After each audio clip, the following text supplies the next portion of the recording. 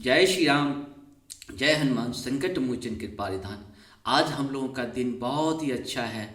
प्रभु की बहुत बड़ी कृपा है। जब हमारे भगवान राम अयोध्या से 14 साल के लिए गए थे अपने भक्तों को दर्शन देने के लिए और पुनः वापस आए, तो पूरी अयोध्या में दीप महोत्सव हुआ था, दीपावली मनी थी। और आज 22/1/2024 को पुनः राम अपने गृह प्रवेश कर रहे हैं। गृह स्थान में उनकी प्राण प्रतिष्ठा हो रही है। इसमें पूरी दुनिया के लोग राम के जो भी है, वैसे पूरी दुनिया तो राम के ही है, लेकिन राम में भी तो रावण होता है। राम के समय में रावण थे, तो यहाँ पे रावण भी बहुत लोग हैं जो रावण का काम कर रहे हैं, जो राम का विरोध कर रहे हैं, प्रत्यक्ष या परोक्ष रूप से। देखिए, मानसिक, शारीरिक, आर्थिक 3 प्रकार से जो विरोध करता है। हमारे यहाँ कहा जाता था जब हम बचपन थे, तो डोम को अगर नहीं खिलाना है तो उसे निमंत्रण दे दीजिए। डोम जो है सो आपको खाने के लिए नहीं आएगी। पता नहीं क्या था इसके बारे में, हमको सच्चाई तो नहीं पता है, लेकिन हम जानते थे। हम सभी ये बात को बचपन में यही सुनते आ रहे थे कि जो डोम जो होता है निमंत्रण के बाद नहीं खाएगा, बिना निमंत्रण को खाने के लिए आ जाएगा। इसी प्रकार से हमारे जितने भी राष्ट्र विरोधी, देश विरोधी, राम विरोधी जितने लोग भी हैं, वो सारे के सारे उसी कैटेगरी में आते हैं। जब निमंत्रण मिला तो नहीं जाना है, निमंत्रण नहीं मिलता तो हाय तौबा करते। आज करोड़ों लोग जो है राम भक्ति में लीन हैं। करोड़ों लोग अयोध्या जाना चाहते हैं और हम लोगों को मौका नहीं मिला कि हम लोग भी अयोध्या जाते, क्योंकि हमारे सरकार जो मोदी सरकार है, भारत सरकार, उन्होंने कहा था कि आम जन को आने की अभी थोड़ी सी 22 तारीख के बाद आम जन आए, उससे पहले आम जन नहीं आए। अभी वीआईपी लोगों का है। वीआईपी लोग, देखिए, बहुत बड़ी कृपा होती है राम का, तब जाकर किसी को राम का निमंत्रण मिलता है। और राम का निमंत्रण मिलने के बाद राम के निमंत्रण को ठुकरा देना कहीं न कहीं अपने आप में बहुत ही दुख की बात है। हमारे यहाँ तो ये भी कहा गया, निर्मल मन जहाँ रहेगा भगवान राम तो वहीं रहेंगे। अगर हमारे शंकराचार्य जी निर्मल मन वाले होते तो राम का दर्शन में जरूर जाते। इससे पता चलता है ये लोग ढोंगी हैं, कहीं न कहीं निर्मल मन वाले हैं ही नहीं। आप सभी जानते हैं कि हमारे यहाँ जो बरसों से तपस्या करते रहते हैं उनको भगवान दर्शन नहीं देते हैं, और जो कुछ तपस्या नहीं करता है, अपने भाव को सही रखता है, उसे भगवान दर्शन दे देते हैं। एक समय की बात है, एक हमारे आपके जैसे ही लोग थे जो भगवान के दर्शन के लिए भगवान की तपस्या करने लगे थे। और तपस्या करते एक वृक्ष के नीचे, पीपल वृक्ष के नीचे बैठ गए और तपस्या कर रहे थे। उसी रास्ते से नारद जी जा रहे थे भगवान से मिलने के लिए। तो उन्होंने उठ करके उन नारद जी को प्रणाम किया और कहा कि आप हमें बताएं कि हमारे जो प्रभु हैं हमें कब दर्शन देंगे। आप ये पूछ के जरूर आइएगा भगवान से, और इधर से जाते टाइम हमको जरूर बोल दीजिएगा। तो बोले ठीक है। नारद जी गए भगवान के पास और वो तपस्या उसके बाद करने लगा। भगवान के पास गए तो भगवान से पूछे कि प्रभु, एक भक्त है जो पीपल के वृक्ष के नीचे जो है सो आपकी तपस्या कर रहा है, तो आप उन्हें कब दर्शन देंगे। तो भगवान ने कहा कि उस वृक्ष में जितने भी पत्ते हैं उतने करोड़ साल के बाद मैं उसे दर्शन दूंगा, लेकिन दर्शन दूंगा, ऐसा बोले। ये बात नारद जी देखे कि ऐसा अगर हम जाएंगे उसके साथ, उसी रास्ता दूसरा कोई नहीं था, लेकिन दूर के रास्ते से, जैसे हम लोग होते हैं ना, रास्ता तो रहता है लेकिन छोटी सी रास्ता से नारद जी जब वापस जा रहे थे, संजोग से भक्तराज पीपल के वृक्ष के नीचे नारद जी को देखा कि नारद जी वापस जा रहे हैं। दौड़ते हुए उनके चरण पकड़े और पहले, प्रभु आप हमें कुछ तो बताइए। तो बोले क्या। तो भगवान से आपने मेरा प्रश्न किया। तो बोले हाँ, प्रश्न तो किए हैं, लेकिन सुनोगे तो तुम तपस्या करना बंद कर दोगे। उन्होंने कहा, प्रभु के दर्शन के लिए तपस्या करना मैं बंद नहीं करूंगा, आप जो भी कहेंगे तपस्या मेरी जारी रहेगी। तो उन्होंने कहा कि भगवान तुम्हें दर्शन देंगे कि नहीं देंगे ये बताइए। तो बोले दर्शन तो जरूर देंगे, लेकिन बोलने में मुझे बहुत संकोच हो रहा है, क्योंकि ये संकोच ही हमारे जीवन को सफल बना सकता है। बोले कि बोलिए ना, हमें कुछ नहीं होगा, हमें बहुत धीरज। जब भक्तराज नारद जी को बताए तब जा करके भगवान का मोह माया तो नारद जी के ऊपर भी आया हुआ है। तो भगवान तो जानते थे कि मोह माया क्या होती है। तो बोले कि देखो, भगवान बोले हैं कि जिस वृक्ष के नीचे तुम तपस्या कर रहे हो, इस वृक्ष के जितने पत्ते हैं उतने करोड़ साल के जो है भगवान तुम्हें दर्शन देंगे। तो बोले दर्शन देंगे ना, ऐसा बोले हैं? बोले हाँ, दर्शन तो जरूर देंगे। इसके बाद जो है भगवान के भक्ति में लोग ऐसा लीन हुआ, ऐसा वो भजन करने लगा, इतने प्रेम से भगवान को पुकारने लगा, खाली इस बात से कि भगवान हमें दर्शन देंगे। इतना पुकारने लगा भगवान को कि भगवान स्वयं उसी समय नारद जी के सामने ही प्रकट हो गए। भगवान कहे कि नारद जी कहे, प्रभु आप क्या कहे कि इसके वृक्ष के करोड़ साल के बाद इनको दर्शन देंगे, लेकिन आप अभी प्रेजेंट हो गए, आप तो हमें झूठा बना दिया।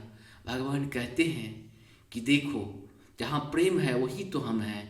भगवान प्रेम के भूखे होते हैं और इनके अंदर जो प्रेम है ये करोड़ साल क्या, यहाँ तो प्रकट होना ही हमारे लिए सबसे प्रिय बात थी। इसीलिए भगवान प्रेम के भूखे होते हैं। इसीलिए हम सबों को चाहिए कि जिन्हें निमंत्रण मिला है उन्हें तो जरूर जाना चाहिए, क्योंकि हम लोग को वो भाग्य नहीं है। वो लोग उतने भाग्यशाली हैं कि प्राण प्रतिष्ठा में बहुत लोगों को जाने का मौका मिला है। इस भाग्य का फायदा उठाइए आप लोग। आप लड़ाई तो जीवन भर करते रहेंगे, करते हैं, लेकिन अभी कुछ विचार किए बिना विचारे जो करे सो पीछे पछताए। आप किसी तरह का विचार न करें।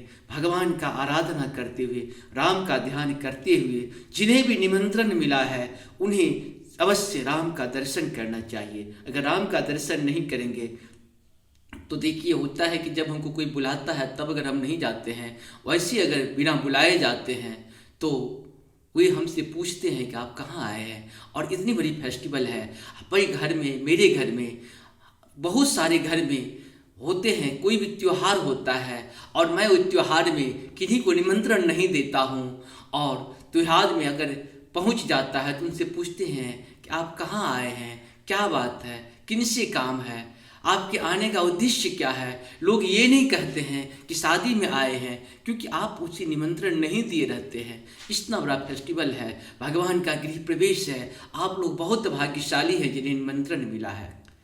निमंत्रण मिला है तो निमंत्रण मिलने का आपका सोचिए कि आप कितने बड़े भाग्यशाली हैं। अपने भाग्य का कहीं न कहीं उत्थान करिए, प्रभु के चरणों में जरूर जाइए। किसी के बुलाने पर अगर आप जाते हैं तो यहाँ पे आपका आस्था बहुत ज़्यादा हो जाती है, आदर भी हो जाती है।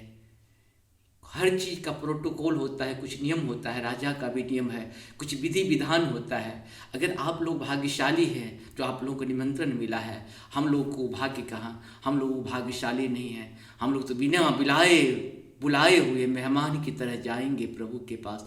लेकिन ऐसा भी है कि प्रभु जब तक नहीं बुलाएंगे तब तक नहीं जाएंगे।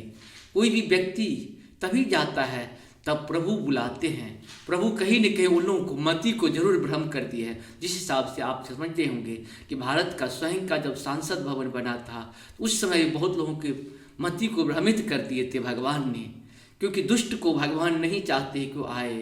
क्योंकि जब समुद्र मंथन हुआ था, समुद्र मंथन के समय क्या हुआ था, विष और अमृत दोनों निकली थी। तो बोले कि जो विष लेगा वही अमृत भी लेगा।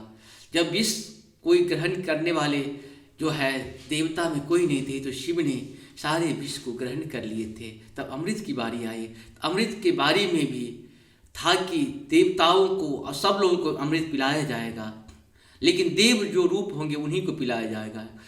एक जो है राहु और केतु नाम का, राहु और केतु दोनों एक ही है, गला से ऊपर राहु है, उनके नीचे केतु है। तो राहु और केतु नाम का एक दैत्य जो था, अमर होने के लिए उन्होंने देवता का रूप धारण करके देवताओं के पंक्ति में चला गया और उन्होंने पी लिया। तब तक भगवान विष्णु को ये बात पता चली तो भगवान सुदर्शन चक्र निकाले, लेकिन तब तक उसका गला के नीचे नहीं गया था, कटने के बाद भी दोनों अमर है राहु और केतु। तो हमारे यहाँ राहु और केतु भी बहुत लोग हैं जो लास्ट में भी कुछ न कुछ राममय हो जाइए, जीवन को सफल बनाइए। आपका जीवन कोई 1000 साल 2000 साल का नहीं है, लेकिन ये 500 साल की तपस्या, बहुत लोग हजारों करोड़, हमको लगता है लाखों लोगों की बलिदानी, 10 से 15 लाख लोग इसके लिए राम काज में बलिदान दे चुके हैं 500 सालों में। और दुष्टता दिखाती रहेगी। आप सबों से निवेदन है कि आप लोग इस समय में अपने राममय हो जाइए। हम लोग को वो भाग्य नहीं, आपको वो भाग्य है। आप कहीं न कहीं प्रभु ने आपके ऊपर बहुत बड़ी कृपा की है, तभी तो आपको निमंत्रण मिला है। इसीलिए हम सबों से निवेदन करते हैं, राजनेता हूँ, देशद्रोही भी हैं तो कोई बात नहीं, अभी निमंत्रण मिला है, देश का द्रोह चुन के राष्ट्र के निर्माण में अपना सहयोग दें। भगवान के राम काज किन्हू मोह कहाँ विश्राम। भगवान हनुमान जी का जो वचन है, इस समय हम लोग को एक ही होनी चाहिए। हम लोग जहाँ भी रहें भगवान का ध्यान करते रहें, साथ साथ भगवान के यहाँ जाने का प्रयास करें। जब भी मौका मिले, जहाँ भी मौका मिले, जब भी प्रभु जब तक नहीं बुलाएंगे तब तक तो हम लोग नहीं जाएंगे। ऐसा तो कृपा प्रभु का होता ही है, प्रभु बुलाएंगे तभी, क्योंकि उनके बिना एक पत्ता भी नहीं हिलता है। अगर कोई नहीं जा रहे हैं तो समझ लीजिए कहीं न कहीं प्रभु की कृपा उनके ऊपर नहीं है, तभी तो नहीं जा रहे। इतनी बड़ी शादी का माहौल समझिए, इससे बड़ा माहौल क्या हो सकता है। यज्ञ का माहौल समझिए, इतनी बड़ी माहौल है, इतनी सुंदरता है, इतनी व्यवस्था है, आपके आंख कहीं न कहीं उससे वंचित रह जाएंगे। भगवान के ध्यान का, भगवान के काम का, भगवान के नाम का। आप बिना विचारे जो करे सो पीछे पछताए, काम बिगाड़े आपने जग में होत है शायद।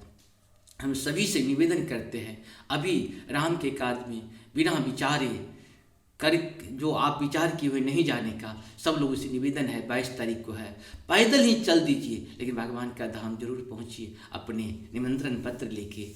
इससे आपका तो आदर होगा ही, भारत वंशियों का भी आदर होगा कि भारत में अभी पूर्ण रूप से राममय है, कोई राम का विरोधी नहीं है। जो निमंत्रण मिला, अभी पक्ष विपक्ष मत करिए, अभी सिर्फ पक्ष को ध्यान में रख के काम करिए। राम काज की नेम मोह कहाँ विश्राम। जा पर कृपा राम की हुई, ता पर कृपा करे सब कोई। राम के कृपा के बिना तो हम लोग तो जा नहीं सकते हैं। एक जब पत्ता नहीं हिलता है तो हम लोग कैसे हिले, हमारे ऊपर है, या तो कृपा नहीं होगी प्रभु का, तभी तो हम नहीं जा रहे हैं निमंत्रण के बाद। इसीलिए हम सबों से निवेदन करते हैं, जो भी हों, आपका पार्टी बाद का है, राम तो पहले हैं। जीवन तो आपके चले जाएंगे, अमर है, लेकिन राम तो अमर है। राम की कथा, राम का नाम, राम का धाम, राम का काम अमर है। हम रहें या ना रहें, ये भारत रहनी चाहिए। हम रहें ना रहें, ये राष्ट्र रहनी चाहिए। हम रहें ना रहें, ये सत्य सनातन रहनी चाहिए। हम रहें या ना रहें, ये धर्म रहनी चाहिए। धर्म एक था, एक है और एक ही रहेगा। हम लोग मजहब के लोग कभी इस तरह का मन ग्रंथ काम न करें। प्रभु से एक बार कभी आत्मा से भी पूछ के देखिए, मन के अनुकूल या किसी के दबाव में अगर आप लोग काम कर रहे हैं तो दबाव छोड़ करके भगवान की अपनी आत्मा से पुकारिए और प्रभु को कहिए, प्रभु अगर मेरे मन में कुंठा है नहीं करने का, उस कुंठा को दूर करो।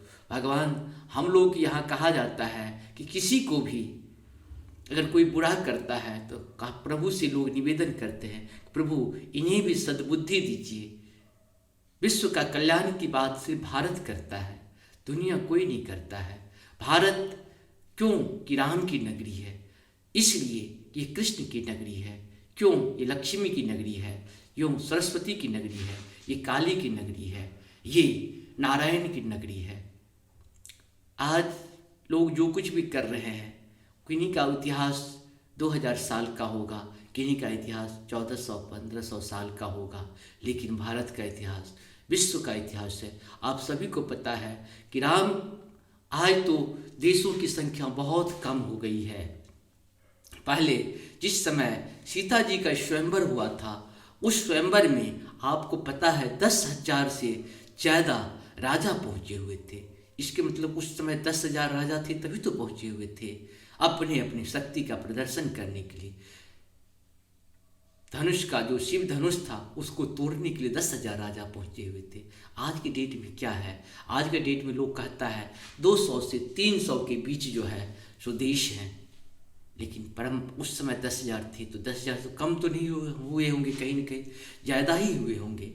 लेकिन उस समय 10,000 राजा वहाँ पहुँचे हुए थे। आप समझ सकते हैं राम राज्य वही है जो कहीं भी मानसिक, शारीरिक, आर्थिक किसी प्रकार का कष्ट राम राज्य में नहीं था। और प्रभु का निवेदन है कि प्रभु जी अपने जो हम लोगों का अपना नोट है उस सारे नोट पे राम का छोटा बड़ा जिस हिसाब से जैसे जिस उम्र का नोट हो या जिस वैल्यू का नोट हो उसी प्रकार से राम का फोटो प्रत्येक नोट पे होनी चाहिए। भारत का 22 तारीख के बाद ऐसी परंपरा की शुरुआत किया जाए। और राम राज्य तभी होगा जब राम, हम लोग पहले भी राजा हुआ करते थे तो राजा का फोटो उनके मुद्रा पे हुआ करती थी। हमारे राजा तो राम ही हैं और ये जितने भी हैं कोई राजा नहीं है। हमारे यहाँ राम राजा को ही कहा जाता है, कृष्ण को ही राजा कहा जाता है और कोई राजा तो हमारे यहाँ हुए नहीं। इसीलिए हम लोग राम राज्य की स्थापना पुनः करने जा रहे हैं, विश्व को सुख शांति समृद्धि का संदेश देने जा रहे हैं। तो हमारे जो भी नोट है सब पे राम का बाल रूप, राम का बड़ा रूप, जो भी रूप है सारे रूप, कभी किसी रूप में राम की जो आपकी राजधानी है अयोध्या और जो राम का मंदिर है, इस सब को कहीं न कहीं हम लोग दर्शाएं नोटों पे। अपना विश्व को सुख शांति और समृद्धि का संदेश नहीं दें बल्कि उसके लिए कर्तव्य करें। भारत माता की जय, भारत माता की जय। वंदे मातरम, वंदे मातरम। हर हर महादेव। जय श्री राम। आप सबों को बहुत बहुत धन्यवाद है। इस चैनल को सब्सक्राइब करें, लाइक करें, शेयर करें। सत्य के साथ रहें, सनातन के साथ रहें, धर्म के साथ रहें, विचार के साथ रहें, विवेक के साथ रहें, बुद्धि के साथ रहें, विश्वास के साथ रहें। हम रहें या ना रहें, ये सत्य सनातन रहनी चाहिए। हम रहें या ना रहें, ये भारत रहनी चाहिए। हम रहें या ना रहें, ये ज्ञान रहनी चाहिए। हम रहें ना रहें, ये विज्ञान रहनी चाहिए। दुष्टता तो हमेशा रहेगी ही, क्योंकि पक्ष विपक्ष, सूर्य है तो प्रकाश का महत्व होता है, प्रकाश है तो सूर्य का महत्व होता है। इसीलिए दोनों का रहना भी जरूरी है। आप महत्वहीन ना बने। अगर आपको विरोधी करना है तो करें, कोई बात नहीं, क्योंकि इसकी प्रायश्चित तो आपको करनी पड़ेगी। जो राम का विरोध करता है वो किसी काम का नहीं होता है। आज भले ही आपको लगे कि मैं बहुत अच्छा, कल हम प्रभु का कृपा था तभी आप या आपके पूर्वज या आपके पूर्व जन्म का कोई पुण्य था, इस जन्म में तो ऐसा कोई आपका पुण्य नहीं है जो आप राजा बन गए हैं। कभी कभी लोग मोदी जी के बारे में बोलते हैं कि ये राजा कैसे बन गए। देखिए, पूर्व जन्म में इन्होंने बहुत सारा पुण्य अर्जन किया था, लेकिन इस जन्म में भी ये बहुत सारा पुण्य अर्जन कर रहे हैं। इस पुण्य का कहीं न कहीं उन्हें फल तो मिलेगा। इस जन्म में जो ये पुण्य किए हैं, हम लोगों को एक 4th ग्रेड का छोटा सा नौकरी मिल जाती है तो हम लोग ज़मीन पे पैर नहीं रखते हैं। और जो व्यक्ति 15 साल तक मुख्यमंत्री के पद पर रहा, संगठन का काम किया, वर्षों तक अपना जीवन को समर्पित कर दिया राष्ट्र के लिए, और आज 10 सालों से लगभग में प्रधानमंत्री के पद पे काम कर रहा है, उसे थोड़ी सी भी घमंड नहीं है। हमको तो लगता है कि राम के रूप में राजा हमारे साक्षात नरेंद्र मोदी जी हैं। राजा का जो गुण होना चाहिए उनमें कूट कूट के भरा हुआ है। राजा का क्या गुण होनी चाहिए? अपनी प्रजा की सुरक्षा, मानसिक, शारीरिक, आर्थिक 3 प्रकार की सुरक्षा और दुष्टों का अंत करना। अगर कोई दुष्ट है तभी तो दुष्ट को अंत करने के लिए भगवान राम जो है कहाँ चले गए थे? लंका में जा करके सेतु बना करके वहाँ जा करके उसे नष्ट किए थे। क्यों किए थे? वो कुछ कुकर्म किया था, इसीलिए कुकर्म करे उसे नष्ट करना भी हमारी सरकार की दायित्व होनी चाहिए। चाहे वो जो भी हो, कुकर्मी को नहीं छोड़ना है। विश्व के किसी भी व्यक्ति कहीं भी होगा, भारत का दुश्मन या दुष्ट होगा, उसे नष्ट करना जरूरी है।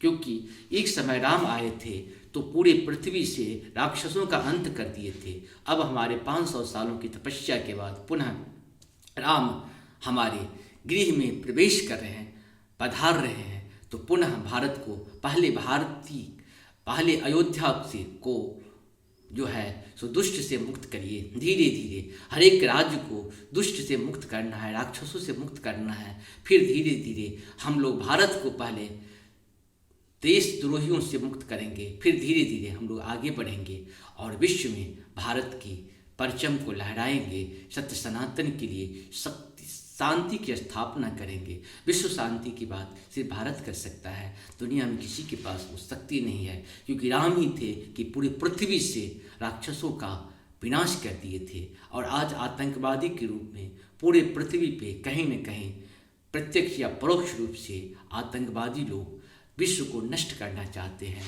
अंधकार कायम रखना चाहते हैं, मानवता को तार तार करना चाहते हैं। जिसके अंदर मानवता नहीं है वो मानव कहलाने के लायक नहीं है। शरीर अगर हो सकता है मानव का हो सकता है, तन मानव का हो सकता है, आपको तन मन धन तीनों मानव का होना चाहिए, तभी आपको जीने का अधिकार होना चाहिए भारत में। इस प्रकार से हम सबों को चाहिए कि पृथ्वी की रक्षा कैसे होगी, सुरक्षा कैसे होगी, समुद्र की रक्षा सुरक्षा कैसे होगी, सूर्य की रक्षा सुरक्षा कैसे होगी, इसके लिए हम सबों को कार्यरत रहना चाहिए। जय श्री राम, जय श्री राम, जय जय हो, हर हर महादेव। आप सबको नमन, सत सत नमन, जय श्री राम, जय हर हर महादेव।